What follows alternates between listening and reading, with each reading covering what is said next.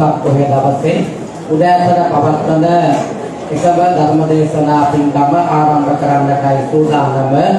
ඒ අනුව බොහෝ දුරට අපි වෙසක් පොහොය දවසේ වැඩම කරවනු ලබන අපේ ගෞරවනීය නායක හඳුරන් වහන්සේ නමක් තමයි අද පුරුදු පරිදි මේ ධර්ම දේශනා පින්කම සඳහා වැඩම කළේ.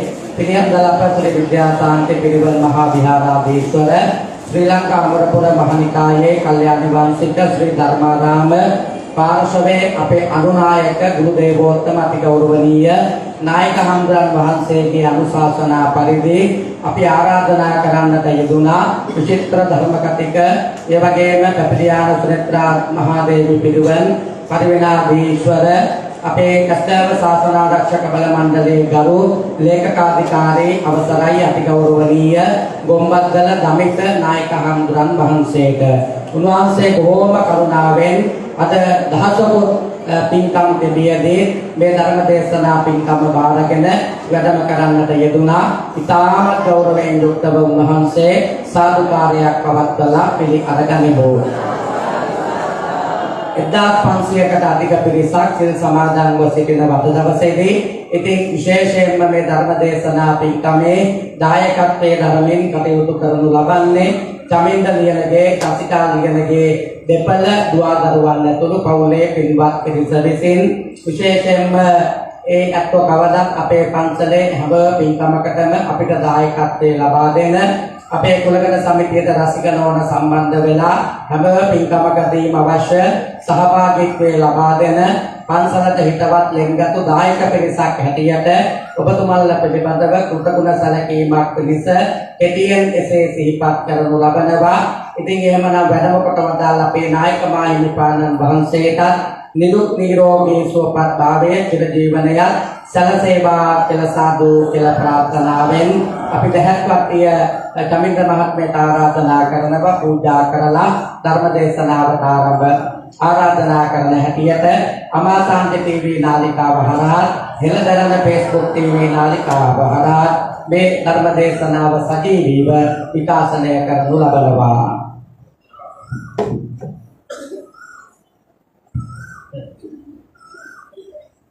සම්දනාම සාධකාරයක් පවත්වමු.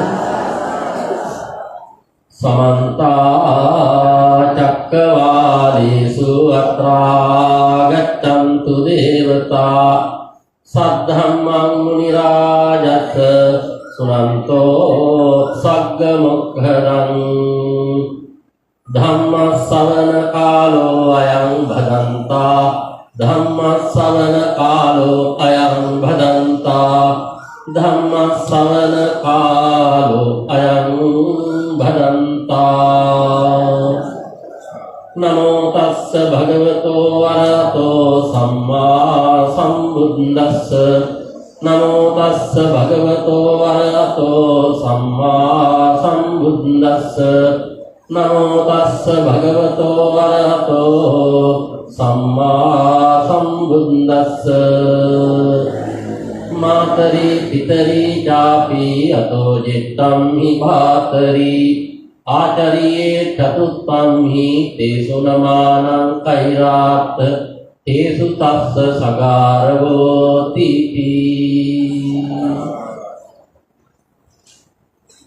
පිළියන්දල විද්‍යාසාන්ති පිරිවෙන් විහාරස්ථානයේ ප්‍රධාන විහාරගණයන් ආධිපත්‍ය දුරන්දර අතිපූජනීය වැල්ලවත්තේ පඤ්ඤාසිරි අනුනායක මාහිමිපාණන් වහන්සේ, ඒ වගේම විහාරාධිකාරී දර්ශනපති අපේ හකුරුවෙල සිරිධම්ම පඬිත හාමුදුරු ප්‍රදාන පරිවේනාස්ත මහා සංඝ රත්නයෙන් පළමු කොට අවසරයි. ශ්‍රද්ධා බුද්ධ සම්පන්න වාසනාවන්ත කාරුණික පින්තුනි, මේ මොහොතේ පවත්වන මේ ධර්ම දේශනාවේ මුලික දායකත්වයේ දක්වන මා විස්තර පදිංචි චමින්ද ලියනගේ මෙතුමන් ප්‍රධාන පවුලේ පින්වත් පිරිස වගේම පිළියන්දල මා විස්තර විද්‍යාසාන්ති පිරිවෙන් විහාරස්ථානයට අද 2569 වෙනි සම්බුදු තෙමඟුල සිහිපත් කරන්නට ඒකරාශීව සිටින මේ දහස් සංඛ්‍යාත වූ සුළුසියන් පළමුවෙන් සුදුවතින් සරසිලා උදෑසන ඇවිදින් වටිනා ප්‍රතිඥාවක් බුදුහාමුදුරන්ට දීලා ඉන්නේ. බුදුහාමුදුරනේ ඔබ වහන්සේ අනුදැන වදාළ බුදුවරු පුදන ක්‍රමවේද දෙකෙන් වටිනාම ක්‍රමයෙන් අපි ඔබ වහන්සේට අද පිදුම් පවත්වනවා කියලා. ඒ තමයි ප්‍රතිපත්ති පූජාව. වෙනදා සමාදන් වන සිල්පද 5 වෙනුවට අද ඔබ සිල්පද 8ක් සමාදන්ව ඉන්නේ. දිවි හිමියෙන් ඒ සිල්පද ආරක්ෂා කරමින් උත්තම බුද්ධ පූජාවක් පවත්වනවා කියන හැඟීමයි චේතනාවයි දැන් ඔබට තියෙන්නේ. පින්නතුනි මේ ශාලාව පුරාම වගේම අර එළියේ හැමතැනම සෙනඟ. හොඳටම පේනව වෙන පොයකට වැඩිය අද වෙසක් පොය නිසා සෙනඟ වැඩි. සෙනඟ වැඩි වුණාම පොඩි පොඩි දුෂ්කරතා ඇති වෙනවා. ඒව ඉවසන්න පුරුදු වෙන්න ඕනේ. වෙනද පොය 12ටම සිල් ගන්න ඇත්තන්ට සමහර විට අද වෙනද වාඩි වෙන තැන වාඩි වෙන්න බැරි වෙන්නේ. තත්ජන කමට හිතෙනවා බලන්නකෝ වෙනද හැමදාම ඇවිල්ලා අපි වාඩි වෙන විත්ති කනුව ළඟ අද බැරි වුණානේ වාඩි වෙන්න. කවුද ඇවිල්ලා එතන වාඩි වෙන්නේ? පිටතුනි සියල්ල අනිත්‍ය ලෝකේ විත්ති කනුව නිත්‍ය වෙන්න බැහැ. නිසා ඊ ගැන කලබල වෙන්න එපා. හිත තුළ එවැනි සිතුවිල්ලක් ඇතිවීමම අකුසලයක් වෙන්න බැරි කමක් නැහැ මේ කුසල පුරණ දවසේ. ඒ නිසා පීක්ෂාවෙන් සියල්ල ඉවසගෙන සිත කය වචනය කියන තුන්දොර සංවර කරගෙන ඔබ සමාදන් වෙච්ච උතුම් සීල ප්‍රතිපදාව දිවිමියෙන් රකින්නවා කියන හැඟීමෙන් කටයුතු කරන්න.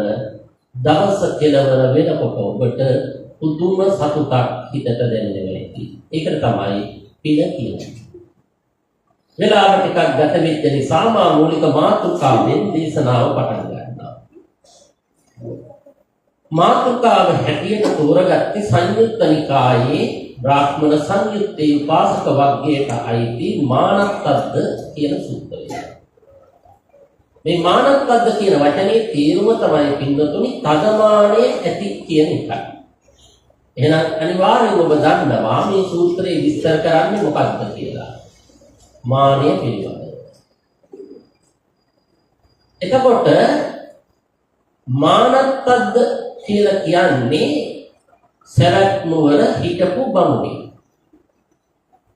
එයාට ඒ නම වැටුනේ ඇයි? එයා තදමානයෙන් කටයුතු කරපු නිසා. ඒවට කියන්නේ අන්වර්ථ නාම කියලා.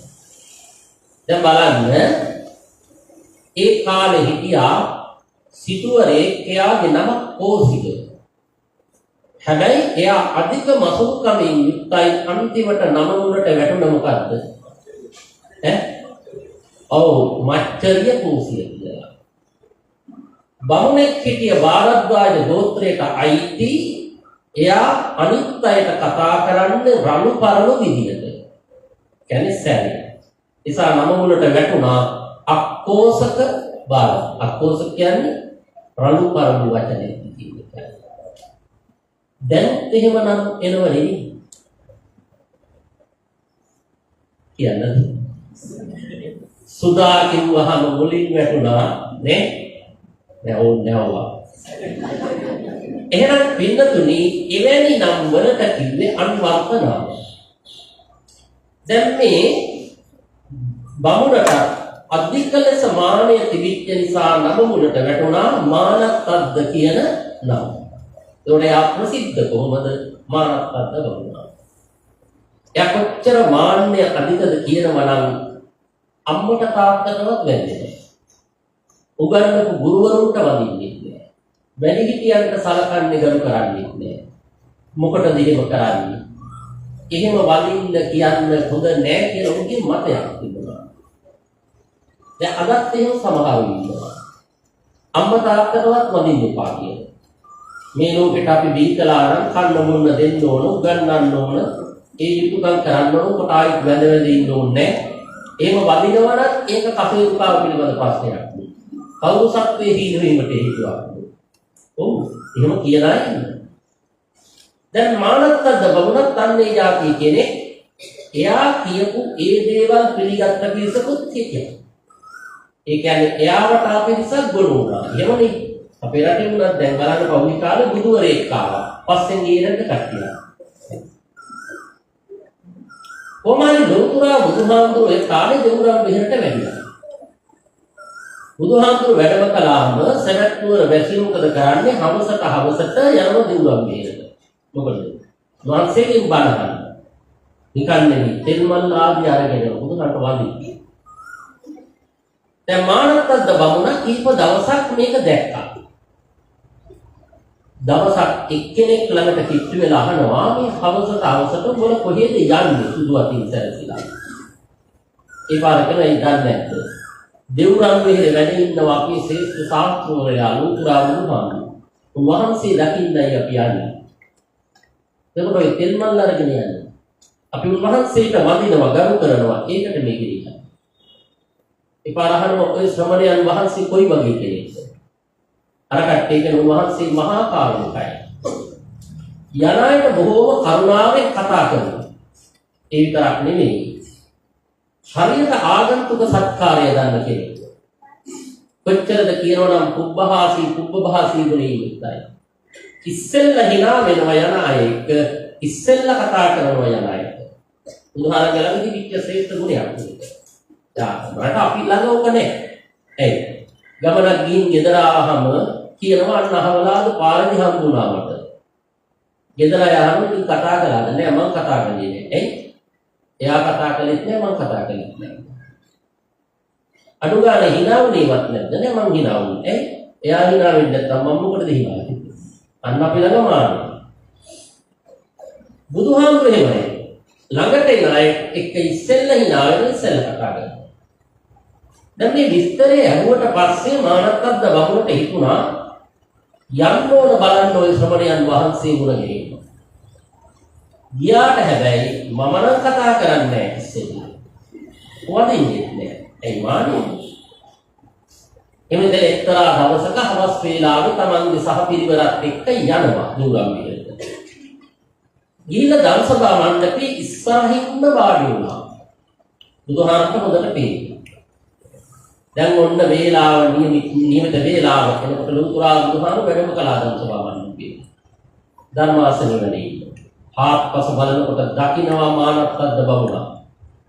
හැබැයි බුදුහාමුදුරේදා ඔහු එක්ක hina වුණේ නෑ කතා කළේ නෑ.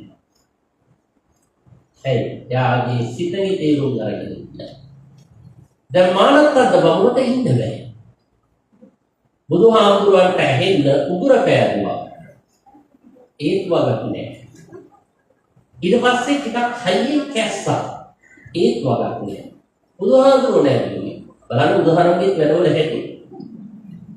කොහොම හරි දැන් මානත්තද්ද බමුණට හරි කියේ. ඊට වැඩිය ලැජ්ජයි. ඒ තමන්ගේ පිරිසත් එක්ක යන්නේ. බුදුහාමුදුරුවන්ට කටින් බලින්න විදියක් නෑ සෙනගේ ඉන්න තැනනේ. ඒ නිසා හිතින් බැන නැගිට්ටා. මහා කාරුණිකයෙකුට කිසිම කාරුණිකකමක් නැහැ. ආගන්තුක සත්කාරයවත් අනුගානේ දන්නේ නැහැ. එනෙක් එක්ක hina වෙන්නේ නැහැ, කතා කරන්නේ නැහැ. කියලා හිතින් බැන නැගිටලා යන්න හදනවා. යන්න හදනකොට බුදුහාමුදුරුවෝ මානත්තද්ද බමුණට ඇහෙන ගාථාවක් කිව්වා. මොකක්ද ගාථාව? නමාන බ්‍රූහනා සාදු අත්ති කච්චීද බ්‍රාහ්මණ තේනත්තේන ආගන්ති තමේව වන්දුදේ. ගාථාවේ සරල අදහස මොකක්ද දන්නවද? බමුණ මානය පැත්තක තියලා ආවනම් ආවැඩේ කරගන්න. නැතුව හිස් අතින් යන්න එපා. දැන් මේ වචනේ ඇහුණ විතරයි මානත්තද්ද බමුණ දැනගත්ත මේ නම් ලේසි පාසු කෙනෙක් නෙවෙයි. මගේ හිතේ කියවිච්ච ටික මගේ හිතේ සිතපු ටික තමයි උන්වහන්සේට දැන් කියවෙන්නේ. ඒ කියන්නේ අනුන්ගේ හිත කියවීමේ හැකියාවක් තියෙන කෙනෙක්. ඒ කාලේ තිබුණ පින්නතුනි මනිකා ශාස්ත්‍රය කියන එක. ඒක ප්‍රගුණ කරපු අයට ඒක පුළුවන්. දැන් මේ බුදුහාමුදුරුවෝ මේ ශාස්ත්‍රය ප්‍රගුණ කළා නෙමෙයි. උන්වහන්සේගේ සර්වඥතා ඥානෙ උන්වහන්සේට ලැබිච්ච අර දසබල ඥාන වලින් එකක්. අනුගිහිච්ච වීමේ හැකියාව. එතකොට බමුණ මොකද කළේ? වහාම ඇවිල්ලා ආපහු බුදුහාමුදුරලක වාඩි වුණා. හැබැයි වෙන්නේ එපාර බුදුහාමුදුරු කියනවා එහෙනම් බමුණ දැන් ඔබට තියෙන ප්‍රශ්නේ විමසන්නකෝ. ඒ වෙලාවේ බුදුහාමුදුරන්ගෙන් විමසනවා බමුණා මේ ලෝකේ මානය දුරු කරගත යුත්තේ කායි විදියට? ඒ කියන්නේ මානය තියා නොගත යුත්තේ කාලවල. ඒ වෙලාවේ පින්නතුනි බුදුහාමුදුරුවෝ 4 දෙනෙක් පිළිබඳව දේශනා කළා. ඒ 4 දෙනා ගැන කියාපු ගාථාව තමයි අද මා මුලින් ඔබට මාතෘකාව හැටියට ප්‍රකාශ කරන්නේ. ඒක මම පස්සේ කියන්නම්. දැන් අපි බලමු මොකද්ද මානය කියන්නේ. ඒ මානය කියන වචනේක තියෙනවා සමාන පද ගොඩක්. මොකද්ද? මාන්නකාරකම, ආඩම්බරකම, අහංකාරය, උඩඟුකම, උද්දච්චකම. දැන් ඔය ඔක්කොගෙම මානය ගැන කියන්නේ මොකක්ද? මැනීම. මානය කියන වචනේ සරල අදහස මැනීම. මොනවද මනින්නේ? එක එක ඒවා මනින්නේ. බුද්ධිය මනිනවා, දැනුම මනිනවා, ඇඳුම මනිනවා, ආභරණ මනිනවා, ආහාර පාන මනිනවා, සමහරට කුලය වංශය මනිනවා, ධනය මනිනවා. මනින් නැති දෙයක් නෑ. වැඩියෙන්ම මනින තරක් මං කියන්නේ. මිහිඳුවරේ මගුල් ගෙවල් වලට ගියා. මනින්නේ නැද්ද? මනිනවා. අඩියකල් ගානට නෙවෙයි සෙන්ටිමීටර් ගානට මනිනවා. දැන් සමහර විට උදේ ඇවිල්ලා මෙතනත් මනින්නේ නැති නේ. මගේ මම වාඩිලා පුතුව මිටිදා අනිත් එක්කෙනාගේ පුතු උස. මගේ යන්න සුදු වැඩිද අනිත් එක්කෙනාගේ යන්න සුදු මේ සුදු. ඕනේ නැහැ. එහෙනම් මේ අපි යන තැන පින්නතුනි මනිනවා. මේ මානය ඇති කර ගැනීම බුදුහාමුදුරෝ දේශනා කළා. පුද්ගලයන් මෙලවටත් පරලොවටත් කරගන්නා අගතියක්. ඒ කියන්නේ මානෙන් මෙලවත් පුද්ගලයා පිරිනවනවා පරලොවත් පිරිනවනවා. දැන් අපි අතන තියෙනවනේ වචනයක්. එයා නම් හරි නිහතමානී කියලා නේ. හරිද වචනේ? වැරදි. නිහතමානී කියන වචනේ අපට පාවිච්චි කරන්න බෑ. ඒ වචනේ පාවිච්චි කරන්න පුළුවන් මේ ලෝකයේ තුන් ගොල්ලකට විතරයි. කවුද? බුදුවරු, පසේ බුදුවරු, මහරහතන් වහන්සේලා. ඇයි? අර දස සංයෝජන ධර්ම වල සක්කාය දිට්ඨියත් මානයත් දෙකම දුරු කරනව එකවර. එතකොට අන්න ඒ ඇත්තන්ට මානය නැහැ. අපට තියෙන්නේ නිහතමානය නෙවෙයි. මොකද අනතිමානය. අනතිමානය කියන්නේ මානය තියනවා තැන අඩු වැඩි වෙනවා නැත්ද? මම ඔන්නම් මේකට උදාහරණයක් කියන්නම්. දැන් මේ විසක් පොසොන් කාලෙට පාරට දැස්සහම අපේ අතේ සුලභ දර්ශනයක් තියෙනවා. මොකද්ද? දන්සල්. මම ඉතින් බෞද්ධ පොඩි කියයි කියලා නේ. ඔව්. හරි. දන්සල්. දැන් බලන්න අපේ දන්සල් වලට යනවා. සමහරට ගිහිල්ලා පොලිමේ පැය දෙක තුනක් ඉඳලා ඒ දන්සලේ හරවනේ. කවුරුත් උකට ලැජ්ජ වෙනවද? නෑ. දැන් හිතන්න ඒ දන්සලට යන කෙනා පන්සලකට යනවා. හිතන්න බෙල්ලන් කියලා කියනවා. දවල් 12ට 12 මාර්ග විතර ගියාම සමහර අය වාහන වලින් ඇවිල්ලා එතන කෑම පැකට් බෙදනවා. නේ? දැකලා තියෙනවද? අපල එහෙම තියෙනකොට අර යාටකයන්ට කෑම පැකට් දෙනවා. දැන් මට කියන්න අර දන්සලෙන් කාපු මිනිස්සයා පන්සලට ගිහිල්ලා වැදලා පාරට එනකොට ඔන්න කවුරු හරි කෙනෙක් එයාටම මෙන්න එහෙනම් මේකක් තියාගන්න කියලා කෑම පාස්කල් දෙනවා. ගනීද? ගන්නෑ. ගන්නෑ විතරක් නෙවෙයි. දුන්නු කෙනාට රවල බලනවා. අපිට කෑම පැකට් දික් කරන්නේ නැයි අපි හිගන්නෝ කියලා හිතුවනේ.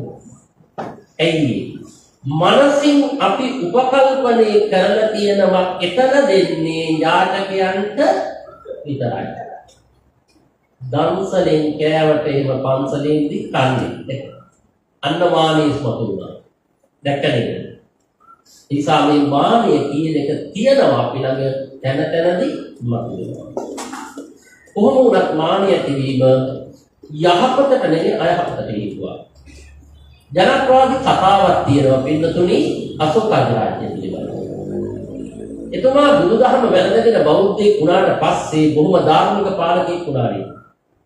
ඔච්චර දෙකන තමන්ගේ ඇමති මණ්ඩලයට පත් කරගත් අලුත් සමාජික පිරිසක්. ඒ හැදින්වේ ධර්ම මහා මාත්‍යය. ඒකට පැවරිච්ච රාජකාරිය මොකක්ද? ඒ ප්‍රදේශවල ශ්‍රමණ බ්‍රාහ්මණ කියන්නේ හාමුදුරුවරුන්ගේ සහ අනිත් අන්‍යාගමික අයගේ සත්‍ය පහසුකම් පිළිබඳ සොයා ගැනීම. සිව්පස්සේ. ඒක හොයන්න ඕන. අනිත් එක තමයි සමාජ සුභ සාධනීය. අසරණ දුප්පත් ජනතාවට දී යුතු දේවල් දීම. රජුව විවේකපාරු වෙලාවට ඒ ප්‍රදේශ බාර ඇමතිවරුත් එක්ක අදාළ ප්‍රදේශවල ඇවිදින්න යනවා. මේ කාර්යයන් හරියට කරනද බලන්න.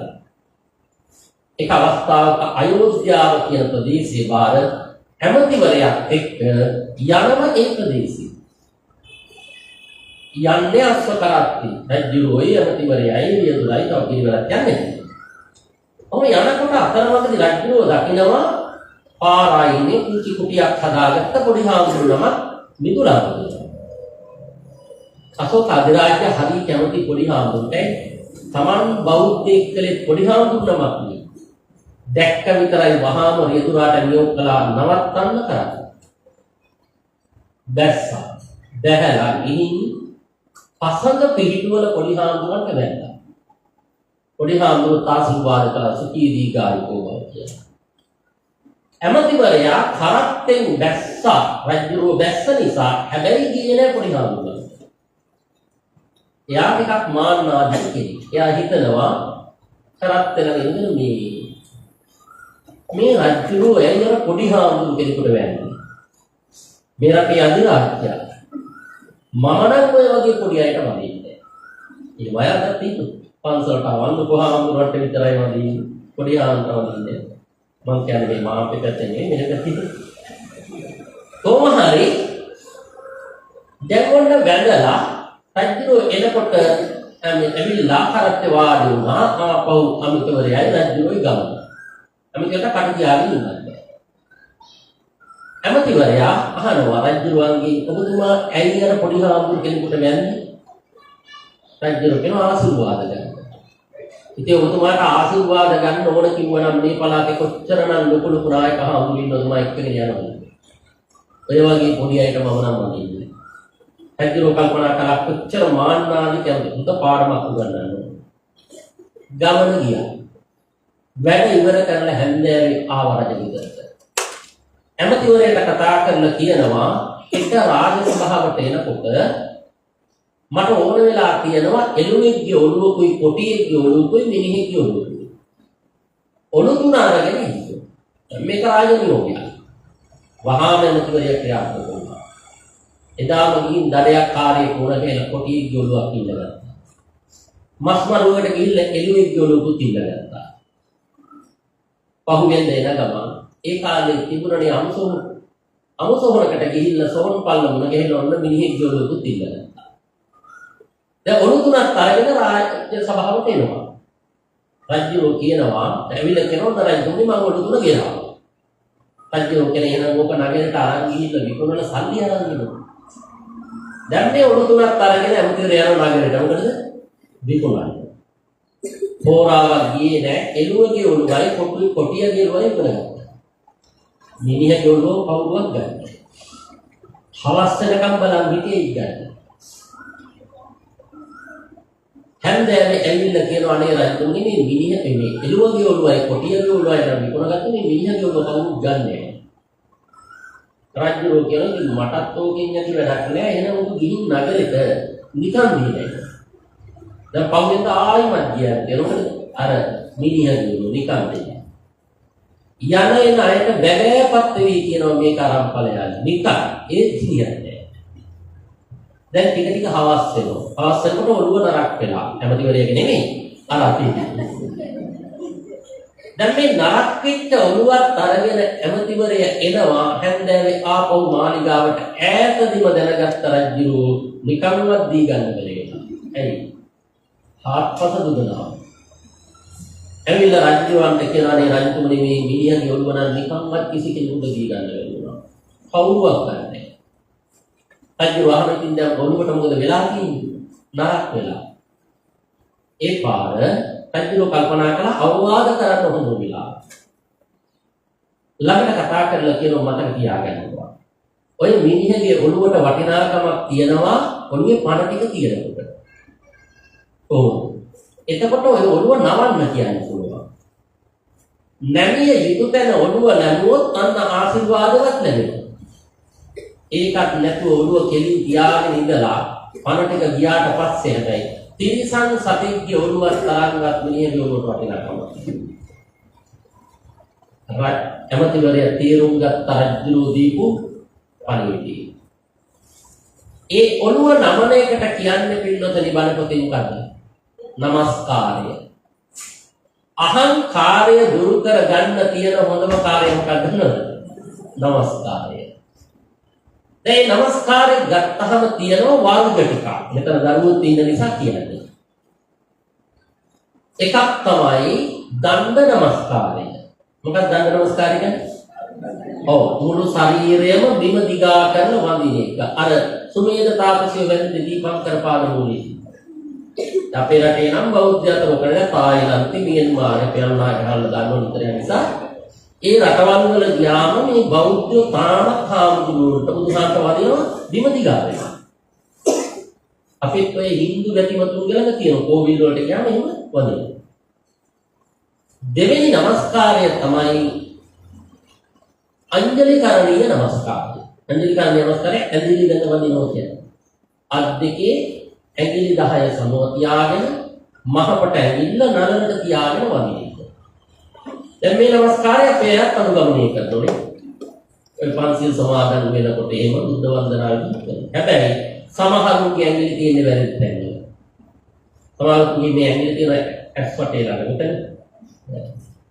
සමහරුන්ගේ නාහෙ උඩ තියෙනවා. තොල් මත තියෙනවා.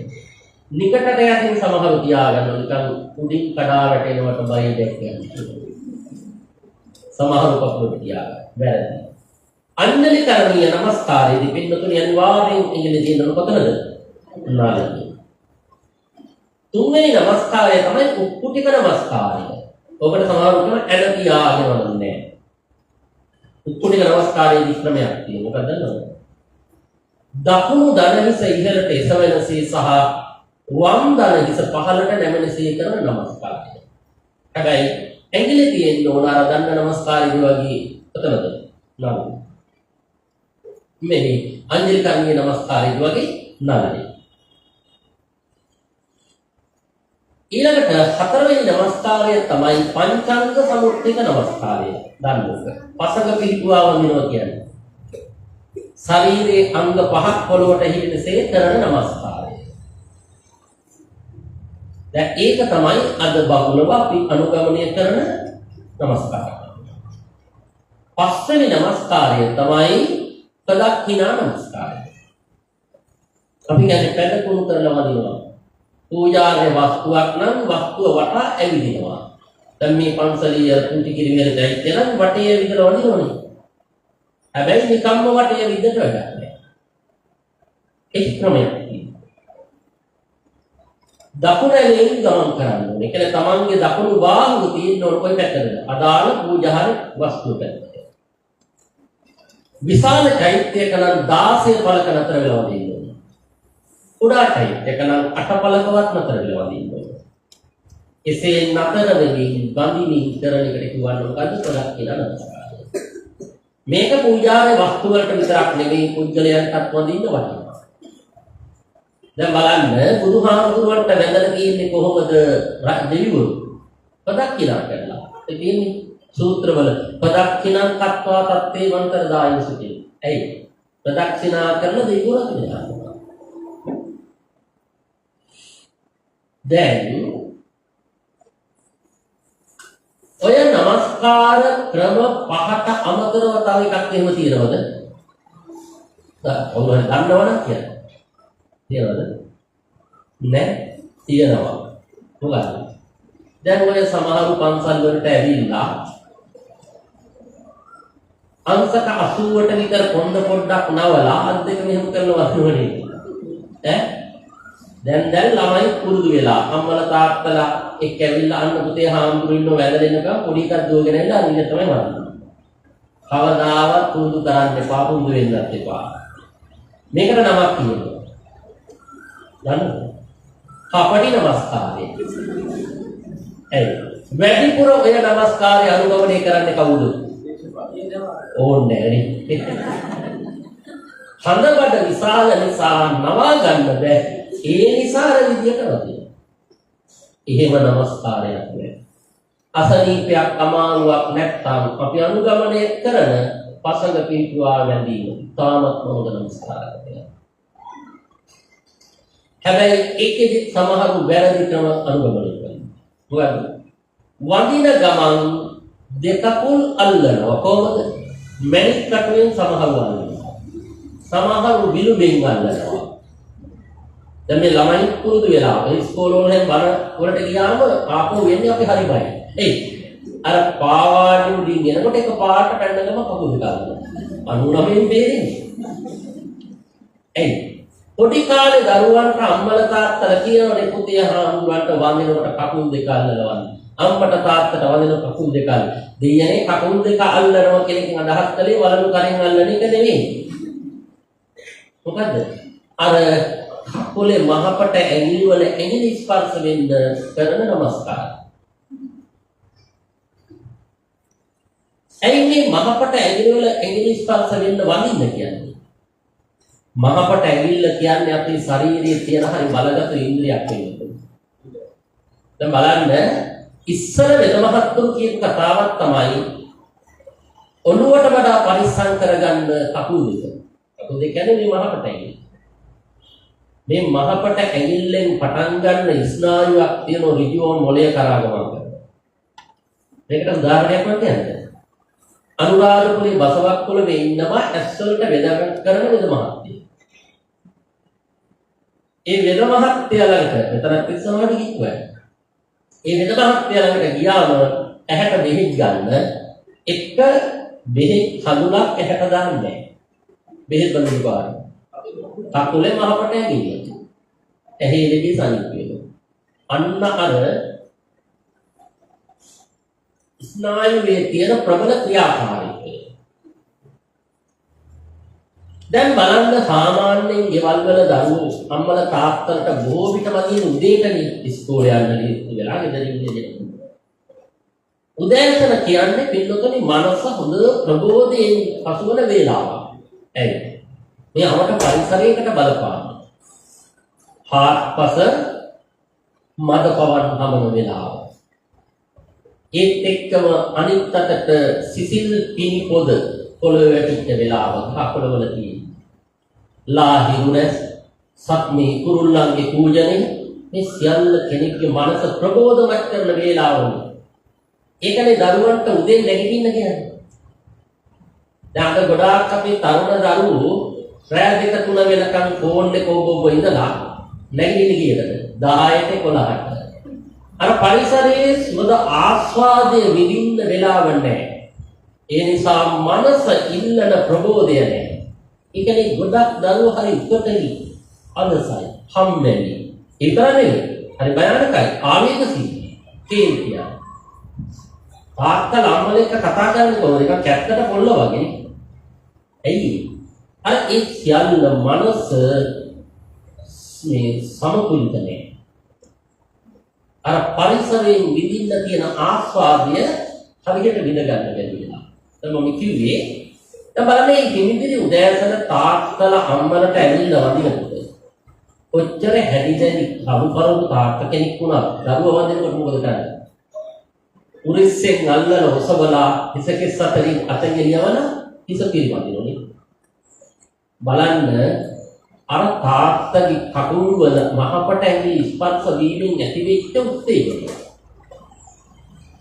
දැන් හැමදාම උදේට ඕක වෙනකොට මොකද වෙන්නේ? මාපිය දූදරු බැඳීම සෙනෙහස වැඩි වෙනවා. අවාසනාවට අපේ තිබිච්ච මේ හෙළ සංස්කෘතික චාරිත්‍ර බටහිර සංස්කෘතිය විසින් දැහැගත්තනේ. මොකද උනේ? අර වැඳලා යන සිරිත වෙනුවට අතවනල බායි කියලා පැනලා යනවා. අපේ රටේ මහලු නිවාස වැඩි වෙන්න එක හේතුවක්. මාපිය දූදරු බැඳීම් දෙදරීම, ගෙවල් වල ප්‍රශ්න නිසා මේ චාරිත්‍ර හරියට දරුවන්ට පුරුදු කරවීම මව්පියන්ගේ වැඩිහිටියන්ගේ වගකීමක්.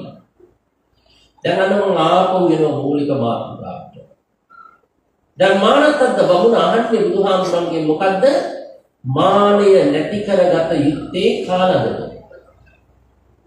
බුදුහාමුදුරුවෝ විශේෂයෙන් පෙන්නනවා අර ගාථාවෙන් මානය නැති කරගත යුතු පුද්ගලයෝ 4 දෙනෙක්. කවුද? මාතරී පිතරී ජාති. අර පළවෙනි පිරිස කවුද?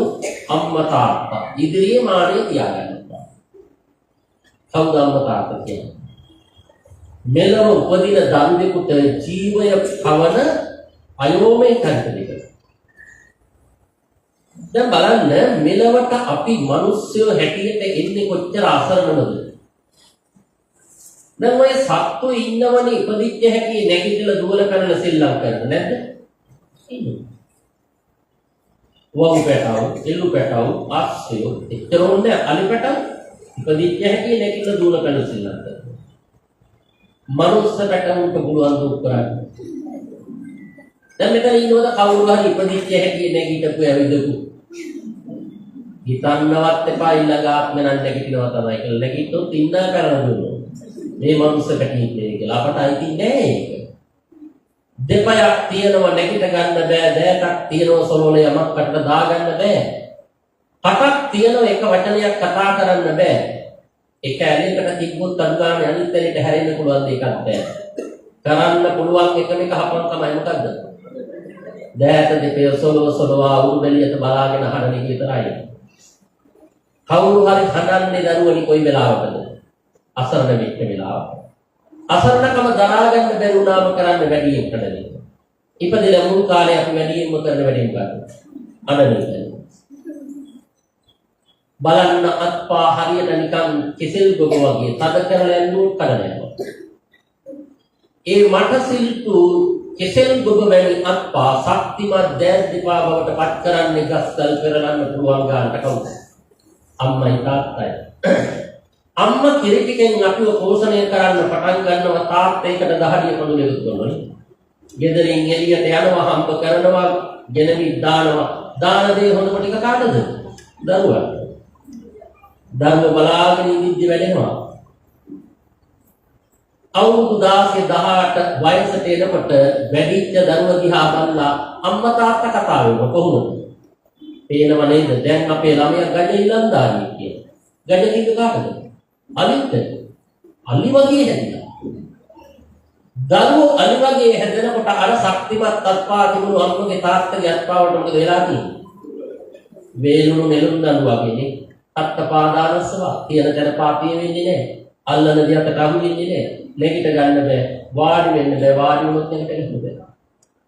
එතකොට අර අම්මගේ තාත්තගේ ශරීරයේ තිබිච්ච සකල විද ශක්තියින් කවුද උරාගෙන තියෙන්නේ? දරුවා.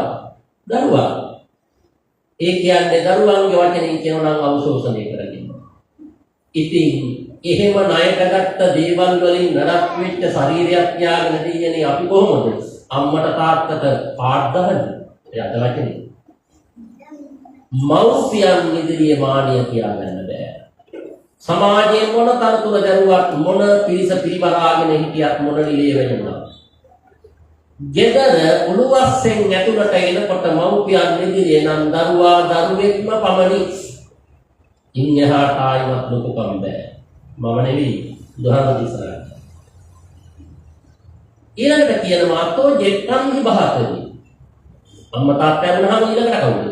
වැඩිමල් සහෝදරය සහෝදරී ඉදිරියේ මානිය තියාගන්න එපා. ඒ කියන්නේ එහෙනම් අනිත් සහෝදරට මානිය පිළිගොඩ කමන්නේ නැහැ. මානිය ක්ලේශ ධර්මයක්. හැබැයි විශේෂයෙන් මේ කියන්නේ වැඩිමල් සහෝදරය සහෝදරී මානිය කියන්නේ. ඇයි? ගෙදරක වැඩිමලා කියන්නේ අනුප්‍රාප්තික චරිතය. බලන්න අම්මා ගෙදරින් එළියට යනකොට ගෙදර වගකීම් ටික පවරන්නේ කාටද? ලොකු දුවටනේ. කියන්නේ ලොකුද වෙයි. එහෙම යන්නේ නැතුව මල්ලිලා නංගිලා හොඳට බලා ගන්න. වෙලාවට කැම ටික දෙන්න. නිදි කරවන්න, නාවන්න. ඔක්කොම පවරන්නේ. තාත්තා ගෙදරින් යනකොට දවසකට දෙකකට ගෙදර වගකීම් පවරන්නේ කවුද? වැඩි මල් පුතාට. ලොකු පුතේ එහෙම යන්න රක්කියාදු වෙන්න එපා. අම්මයි නංගිලා මල්ලිලා බලාගෙන පරිස්සමට ඉන්න ඕන මං එනකම්. අන්න බලන්න. ගෙදරක අනුප්‍රාප්තික චරිතය. බලන්න ඉස්සර අපේ පවුල් වල හිටියනේ දරුවෝ 7-8 දෙනා. පවුලක් ගත්තොත් සහෝදර සහෝදර 7-8 දෙනෙක් හිටියානේ. එහෙම පවුල් වල බොහෝ විට වෙච්ච දෙයක්. පවුලේ වැඩිමලා විවාහ වෙනවා. එයි. අනිත් සහෝදර සහෝදරියන් වෙනුවෙන් යුතුයකම් ඉටු කරගෙන යනකොට අනේ තමන්ගේ කලවයස ඉවරයි. තමන්ගේ අනාගතය කැප කරනවා සහෝදර සහෝදරියන්ගේ අනාගතය වෙනුවෙන්. සාමාන්‍යයෙන් සිංහල නීති ක්‍රමයේ යටතේ ගෙදරක ඒ කියන්නේ මහ ගෙදර අයිතිය ලැබෙන්නේ කාටද? පවුලේ බාලයාට. හැබැයි ඒ බොහෝ විට ඒ මහගේ අලුත් වැඩියා කරන්නේ අපි කියන්නේ නවීකරණය කරන්නේ හදන්නේ තාත්තත් එක්ක එකතු වෙලා පවුලේ වැඩි බලා. දැන් මේ හදනකොට දන්නේ නැද්ද මේ ගීතින් කාර්යකාරී මට මේ ගෙදරින් බහින්න වෙනවා. දැන අන්න කරන කැපකිරීම පරිත්‍යාගය. මම මේ කියන්නේ හැන්ද වෙනකොට කටකොන්න බීගෙන එන සහෝදරයෝ ඉන්න ගෙවල් වල නෙවෙයි. හැබැයි ලිංගතු සහෝදර දෙන්නේ. වැඩිමල් සහෝදරයා සහෝදරිය කෙනෙක් මානසිකයි. ආචාර්යයේ ගතුත්පත්. ගුරුවරු කෙරෙහි මානය තියාගන්න එපා. කවුරු ගුරුවරයෙක්ද? දුක් කිව්වේ අඳුර. රූ කිව්වේ පළවා හැරීම. වර කිව්වේ උත්තමයා. අඳුර පළවා හරින උත්තමයා කවුද? අන්න ගුරුවරයා. මොකක්ද අඳුර? මෝඩකම. අනුවණකම. නොදන්නා. ඒ නොදන්නා කම නැමැති අඳුර පළවා හරින උත්තමයා තමයි ගුරුවරයා. දැන් බලන්න අපි බුදුහාමුදුරන්ට කිලෝගුරු කියනවා. කිලෝගුරු වෙච්ච බුදුහාමුදුරුවෝ ඒ කියන්නේ දිව්‍ය මනුස්ස බ්‍රහ්ම කියන මේ ලෝක තුනේ කාට ප්‍රශ්නයක් ඇති උනත් දුවගෙන ආය කාගන්නද? බුදුහාමුදුරුවෝ. ඒ බුදුහාමුදුරුවෝ ඊළඟට මොකද කළේ? කල්පනා කළා මටත් ගුරුවරයෙක් ඉන්නවා. හැබැයි උන්වහන්සේට ගුරුවරයෙක් වෙන්න විහිස කවුරුවත් නැහැ පුද්ගලත්වයේ. ඒ නිසා මොකද කළේ? බුදුහාමුදුරුවෝ තමන් අවබෝධ කරගත්ත ධර්මීය ගුරුතන්ත්‍රය කියන්නේ. කියන්නේ බුදු වෙච්ච කිලෝ ගුරු වෙච්ච බුදුහාමුදුරුවෝ ගුරුවරයෙක් නෙවෙයි බෑගම නෑ. ගුරුවරයාගේ වටිනාකම ඇගීම කොහොමද? සත්සත්‍ය අවසන් කරලා ඉස්සෙල්ලම බණ කියන්නේ කාටද කියන මතකයට නැගෙනකොට මතක් වුණේ කවුද? නෑ. ආරාරකාරා බුද්ධ කරාම බුද්ධ. තමන්ගේ ගුරුවරු දෙන්නා. දැන් බුදුහාම අවබෝධ කරගත්ත ඥානයකට කියන සර්වඥතා ඥානෙ මේ විශ්සේ සියල්ල අතමුලක්ෂේ දැනගත්ත කෙනෙක්. හැබැයි අර දෙන්නගෙන් ඉගෙන ගත්තේ පංච අවිඥා දක්වා විතරයි. මේ අවිඥා කියන්නේ මහ ලොකු දේවල් නෙමෙයි. අරූපාවචර ධ්‍යාන. ඒ කාලෙට වාසිත මාර්ගවාදී ඒව ලබලා තිබුණා. හැබැයි ඒ ටික හරියට මේ වෙලාවේ කියා දුන්න ගුරුවරු දෙන්නා. තයිත්තෙල්ල බණ කියන්න ඕන ගුරුවරු දෙන්නා. විදසුන් නුවණින් බලනකොට කොහේද ඉන්නේ කියලා දෙන්නම කල්පිය කරලා.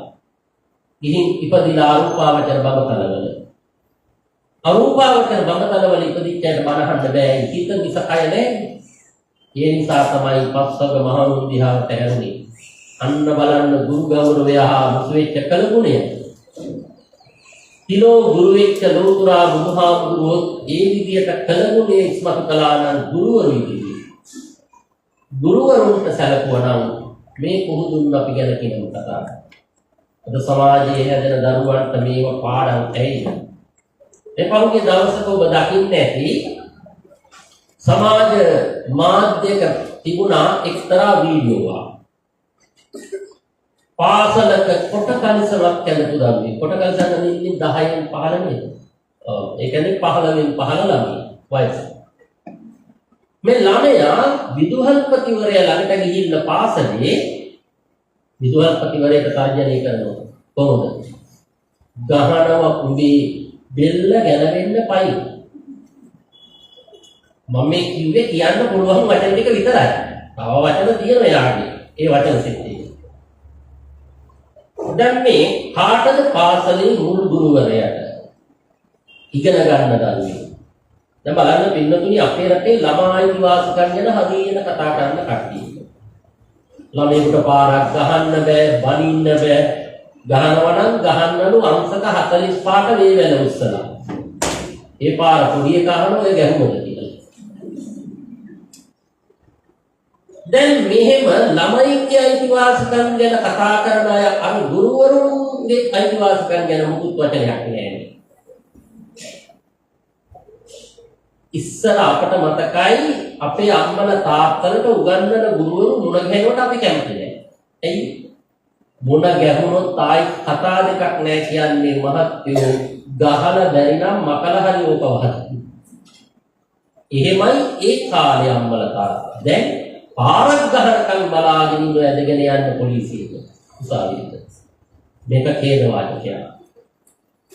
මේ රටේ ඉහිරගෙවල් පිරෙන කහන්න දෙයක්ද? පුනරුත්ථාපන කඳවුරු බන්ධනාගාර පිරෙන කහන්න දෙයක්ද?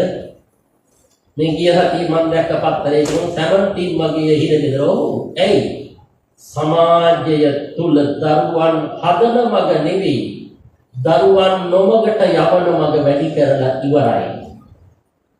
අද පාසල් පද්ධතිය තුල ගුරුවරු සිසු විනය කියන මාතෘකාවෙන් ඉවත් වෙනවා. ඇයි දරුවමක් කරන්න බෑ වරදකට එක්ක රස්සාව නැති වෙනවා නැත්නම් හිරබත් කරන්න වෙනවා. ඒ නිසා අද නූතන අම්මලා තාත්තලා බොහොම පරිස්සම් වෙන්න ඕනේ. තමන්ගේ දරුවෝ ටික රැක ගන්න බේර ගන්න නම් මේ තියෙන විනය නීති සහ විශේෂයෙන්ම ඔය ළමයි ආරක්ෂා කර ගැනීමට යැයි කියමින් හදාගත්ත නීති වලින් අද ගොඩක් දුරට වෙලා තියෙන රැකීම නෙවෙයි දරුවන් නොවකට පෙළඹවීම. 11 වෙලා ඇතිනේ ගානෙත් තියනවා. ඒ නිසා එවනම් මම දේශනාව අවසන් කරනවා. දේශනාව අවසන් වෙනකොට මොකද වෙන්නේ? මානත්තද්ද බමුණ ලෞතුරා බුදුහාමුදුරුවෝ ළඟට ගිහිල්ලා උන්වහන්සේට කියනවා මේ භාග්‍යවතුන් වහන්සේ හරියට නිකන් විවර මේ බහල කුඩිච්ච දොරක් විවර කළා වගේ.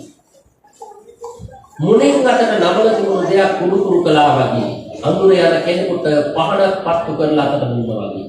වහන්සේ මට පහල කළා සම්මාදිට්ඨිය. මානෙන් පිරිච්ච මගේ මොහොඳුර දුරු කළා. ඔබ වහන්සේ සරණ යන ශ්‍රාවකයෙක් බවට අදපටන්පත් වෙනවා කියලා බුදුහාරන්ගේ දෙපා මුල වැද වැටුණ පසඟ පිහිටවල වදිනවා. එතෙක් අම්මට තාත්තටවත් නොවැන්ද මානත්තත් බවුණා. එහෙනම් මේ සූත්‍රය තුලින් පැහැදිලි කරන්නේ මානය දුරු කිරීම, අනතිමානය කර ගැනීම, කෙනෙක්ගේ දෙලව යහපතට හේතු වන ආකාරයයි මේ ධර්ම කරුණු අපේ ජීවිතවලට ඒකාන්තයෙන් යහපතට දියුණුවට හේතු වේවායි සාදු කියලා ප්‍රාර්ථනා කරනවා. අද ශාන්ති විහාරස්ථානයේ පැවැත්වෙන මේ උතුම් වාංශ ප්‍රතිපත්ති පූජාමය පින්කම් මාලාවේ මේ මොහොතේ ධර්ම දේශනාවේ දායකත්වයේ දක්වන්නට යෙදුනේ මා විතර පදිංචි කවින්ද ලියනගේ මෙතුමන් ආරමුණු හැටියට 2025 මැයි 11 වන දින මාර්ටින් ලියනගේ පියාණන් මියගොස් වසර 3ක් කිරීම නිමිත්තෙන් පින්දීමට ජුනි 23 වන දින ජුනි 13 වන දිනට සෝමචන්ද්‍ර ලියනගේ සහෝදරයා මිය පරලොවකින් වසරක් පිරෙනවා. එතුමාට පින්දීමට මියගිය සෝමලතා ලියනගේ මෑණියන් කරුණාපාර පුරකුළු සූරිය පියාණන් වැඩිමහල් සුනිල් පුරකුළු සූරිය ඇතුළු දෙපාර්ශ්වයේ මියගිය සියලු ඥාතීන් සිහිපත් කරලයන්ට පින්දීමට සුජීවත්ව සිටින සියලු මෑණියන් ප්‍රධාන කොටගත් පවුලේ සියලු දෙනාටම ආශිර්වාද කිරීමට ගෞරවනීය අනුනායක මාහිමිපාණන් වහන්සේ ප්‍රධාන ඒ සිරි ධම්මහාමුදුරන් සියලු මහා සංඝරත්නයට ආශිර්වාද කිරීමත් කියන උදාාර අරමුණු පෙරදරි කරගෙනයි මේ පිටකම් සිදු කරන්නේ. අද දවස තුල මේ අසරිමත් කුණුවිම තුල ඔබට මහා පිටකම් සමුදායක් සිද්ධ කරගන්න අවස්ථාව සලසා දෙමින් අනුනායක හාමුදුරුවෝ අපේ සිරිධම්ම හාමුදුරුවෝ ආශ්‍රම මහා සංඝරත්නය මැනවින් කාර්යක්ෂම කටයුතු සංවිධානය කරමින් පින් දිවපින් එකක් බවට පත් කරලා තියෙන වෙලාව සිද්ධ කරගත්තා උදාාරතර ධර්මානුසංසයන් පළමුව දෙවියන්ට අනුමෝදන් වේවා. දෙවියෝ සතුටු වේවා නිවනින් සැනසෙත්වා. ඒ වගේම දායකත්වයේ දක්වන්නට යෙදුණු චමින්දලියනගේ මෙතුමන් ප්‍රදාන පවුලේ පින්වත් පිරිස නමින් නියගිය දෙපාර්ශ්වම සියලු ඥාතික මිත්‍රාදීන්ට පින් අනුමෝදන් වේවා. සුජීවත්ව වාසය කරන මෑණියන් ඇතුළු සියලු දෙනාට නිරෝගී සුව ලැබේවා.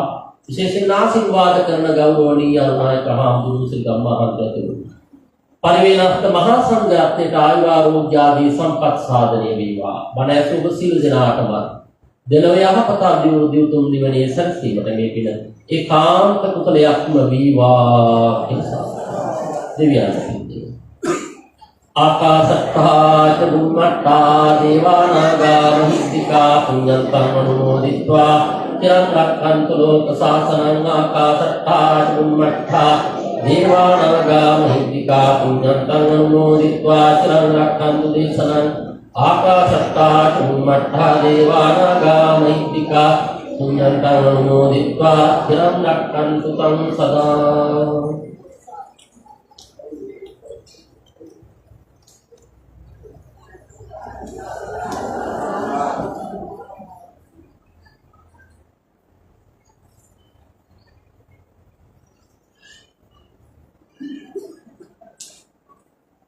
Oleh wandana අභිවාදන සීරිස නිච්ඡං වද්ධාපචායෝ චත්තාරෝ ධම්මා වඩ්ඩන්ති ආයුවන්නෝ සුඛං බලං ආයුරෝග්‍ය සම්පatti සග්ග සම්පatti මේව චතෝ නිබ්බාන සම්පatti ඉමිනාතේ සමිජ්ජතු